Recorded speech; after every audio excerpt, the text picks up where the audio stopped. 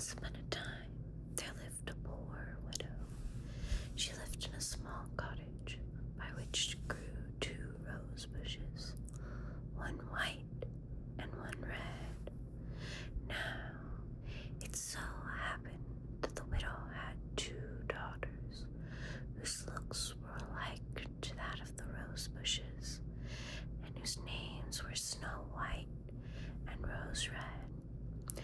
They were marvelous children, kind and hardworking, and the widow could not have found better children in the whole world. Certainly the girls were different, with Snow White being the gentler of the 2, preferring the quiet home while her mother reading and aiding in the chores, while Rose Red desired to run about the meadows, searching for flowers and chasing after butterflies. But the 2 loved each other with all their hearts, pledging to never leave each other as long as they lived. Even the creatures of the forest loved the 2 girls, and so they would go about picking berries without a worry of danger. The wild animals were sure to greet them, and the 2 always had a fawn bonding about, a songbird providing a serenade, a little rabbit eating out of their hands, or some other such occurrence. And their mother was never worried for them either, even when they lost track of time, spent the night in the forest, as she knew they would lay down on the soft ground and be safe until morning. One such night, the 2 awoke to a child arrayed in gleaming white garments, who rose and disappeared upon their acknowledgement of it. Snow White and Rose Red looked about in the morning light and saw that had they only taken a few steps more, they would have surely fallen off the cliff edge to their deaths. When they got home, they shared the story with their mother, who informed them that the child was surely a guardian angel ensuring their safety. The girls were truly a joy to their mother, and also kept the cottage as clean as could be. In the summer, the duties fell to Rose Red, to place a rose from each of the bushes upon her mother's bed each morning. In the winter, Snow White cared for the cottage, and would keep the fire burning and the brass kettle shining like a mirror. When it snowed in the evenings, their mother would have Snow White bolt the door, and then the girls would sit down and spin as their mother read them stories. On these nights, a little lamb and a dove would join them, laying beside the 2. Once, as they were arrayed as such, there was a knock on the door. Their mother had Rose Red unbolt the door, assuming it to be a poor man in need of shelter. But as the door swung open, Rose Red lay back in fright, screaming. Snow White hid behind the bed, the doe flew to the highest shelf, and the little lamb bleated.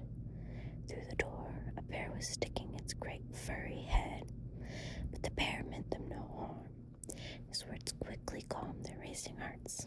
The mother took pity on the bear, seeing as how he was freezing and in need of shelter, inviting him in to lay down by the fire, and assuring the girls it was safe to return. Seeing how the bear was covered in snow, Snow White and Rose Red fetched a broom and swept him dry. The bear was content, and all of the little cottage's residents quickly became accustomed to each other. The girls began to play pranks on the gentle bear, rolling him back and forth and tugging on his fur, never feeling when he growled. When it came time to sleep, the mother invited the bear to stay, so he slept by the hearth. In the morning, the girls let him out to roam, and every evening for the whole winter, they repeated the ritual, and the bear was a welcome guest in their home. Eventually, spring returned, melted the snow, and the bear said his goodbyes, informing them he would be gone for the summer. The girls were saddened and entreated him to tell them whence he would go. He explained that evildoers were returning to steal his treasure, as the ground was now soft enough for them to dig. If he did not return to guard it, would steal it away to their dark caves. No one would ever see it again. Snow White was especially saddened by this news, and when she unbolted the door for him to leave one last time, she saw a small golden glint as a chunk of his fur was caught in the hinge and torn off. A little time later, the girls were out in the woods collecting firewood for their mother when they saw a large felled tree and a little man jumping about, no bigger than a hand. As they drew closer, his features became clear. He had an old, weathered face and a long beard, far longer than he was tall, become trapped in a crack of the tree, and so he was jumping about, attempting to free himself. His eyes were red, and he glared at the girls, shouting and demanding they free him. "How did you get into this jam, you little man?" asked Rose Red. The little dwarf began to speak, insulting humans for their greed and mocking poor little Snow White and Rose Red. Eventually, it became clear that he had been splitting the log when his wedge sprang out, and his beard had been caught when it suddenly sprang closed. Now the two girls were truly kind, and so they tugged with all their might on his beard, but no matter how hard they tried, they simply could not get it free. Rose Red offered to get someone, but the little man again told her off. Snow White thought long and hard till an idea sprang into her head. She pulled out a pair of scissors and deftly cut the end of his beard, preserving as much as she could while still setting him free. The little man was enraged and ran off with his sack and not a word of thanks. Sometime after, the girls headed to the river to catch their dinner. At the bank, they again spotted the angry little dwarf. He was hopping towards the river, but as the girls again drew closer, they saw his beard was caught in the mouth of the fish, which was pulling him in. The girls endeavored to pull him free, but as before, their efforts were in vain, and as before, Snow White cut off a bit of his beard. He raged and cursed at the girls, saying they had cut off the best part, and offering no thanks for their saving his life. And so he grabbed a sack of pearls from the riverbank and rushed off. Soon after, the girls again met the dwarf as he was in peril.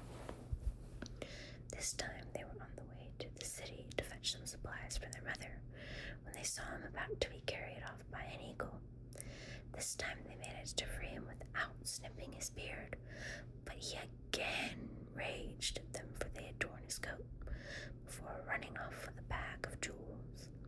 The girls were not even surprised at his continued ingratitude, and so continued about their way.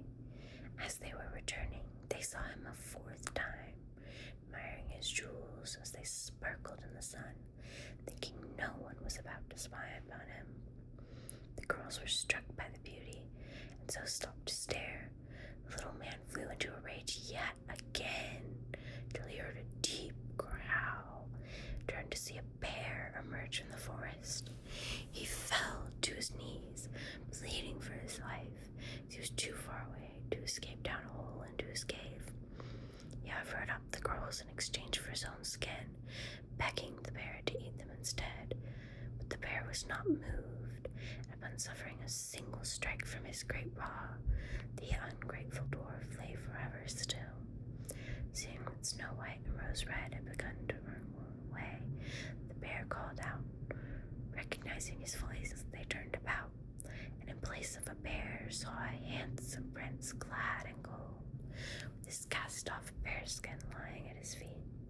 He explained to the girls his curse, and how the dwarf had forced him to roam about as a bear till the former could be killed. And so Snow White married the prince, and Rose Red his brother, and all lived off of his great riches and complete happiness. The mother also lived for many years more, complete happiness with her children, and when she moved to the palace,